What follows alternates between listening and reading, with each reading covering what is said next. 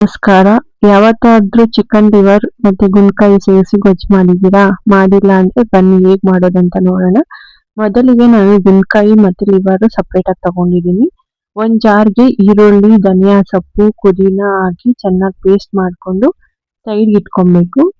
Side ಇಟ್ಕೊಂಡ್ಮೇಲೆ ಒಂದು ಕುಕ್ಕರ್ಗೆ ನಾನು ಸ್ವಲ್ಪ ಎಣ್ಣೆ ಹಾಕೊಂಡಿದ್ದೀನಿ. ಎಣ್ಣೆ ಕಾದ್ಮೇಲೆ ಈಗಾಗಲೇ ನಾವು ಏನ್ ಪೇಸ್ಟ್ ಮಾಡ್ಕೊಂಡಿದೀವೋ ಅದನ್ನ ಹಾಕೊಂಡು ಸ್ವಲ್ಪ ಶುಂಠಿ ಬೆಳ್ಳುಳ್ಳಿ ಪೇಸ್ಟ್ ಹಾಕೊಂಡು ಫ್ರೈ ಮಾಡ್ಕೊಬೇಕು. ಹಸಿ ಸ್ಮೆಲ್ ಹೋಗ್ಬೇಕು. ಹಸಿ ಸ್ಮೆಲ್ ಹೋದ್ಮೇಲೆ 4 ರಿಂದ 5 ಮೆಣಸಿನ್ಕಾಯಿ ಮತ್ತೆ ಟೊಮೆಟೊ ಹಾಕೊಂಡು ಅದನ್ನು ಅಷ್ಟೇ ನಾವು ಒಂದು 2 ರಿಂದ 3 ನಿಮಿಷಗಳ ಕಾಲ ಚೆನ್ನಾಗಿ ಫ್ರೈ ಮಾಡ್ಕೊಬೇಕು. ಫ್ರೈ ಆದ್ಮೇಲೆ ನಾನು ಫಸ್ಟ್ ಗುಂಡ್ಕಾಯಿ ಹಾಕೊಂತಾ ಇದೀನಿ. ಬಿಕಾಸ್ ಇದನ್ನು ಚೆನ್ನಾಗಿ ಬೇಯಬೇಕು. ಒಂದ್ 2 ನಿಮಿಷ ಇದನ್ನ ಚೆನ್ನಾಗಿ ಫ್ರೈ ಮಾಡ್ಕೊಬೇಕು. ಅದಕ್ಕೆ ನಾನು ಫಸ್ಟ್ ಇದನ್ನ ಹಾಕೊಂತಾ ಇದೀನಿ.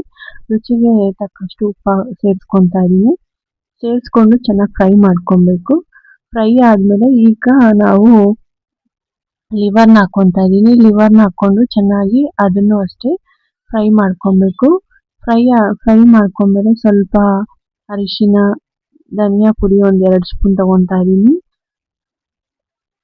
ತಗೊಂಡು ಚೆನ್ನಾಗಿ ಮಿಕ್ಸ್ ಮಾಡ್ಕೊಬೇಕು. ಚೆನ್ನಾಗಿ ಮಿಕ್ಸ್ ಆದ್ಮೇಲೆ ಇದಕ್ಕೆ ನಾನು 1/2 ಸ್ಪೂನ್ ಆಗುವಷ್ಟು ಚಿಲ್ಲಿ ಪೌಡರ್ ತಗೊಂತಾ ಇದೀನಿ. ಚಿಲ್ಲಿ ಪೌಡರ್ ಹಾಕೊಂಡು ಚೆನ್ನಾಗಿ ಮಿಕ್ಸ್ ಮಾಡ್ಕೊಬೇಕು.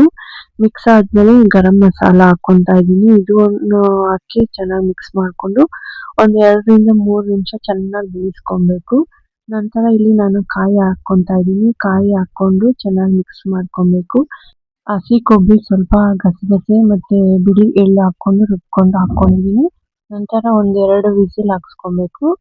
2 ವಿಸಿಲ್ ಆದ್ಮೇಲೆ ನೋಡಿ ಈಗ ಚೆನ್ನಾಗಿ ಬೆಂದಿದೆ.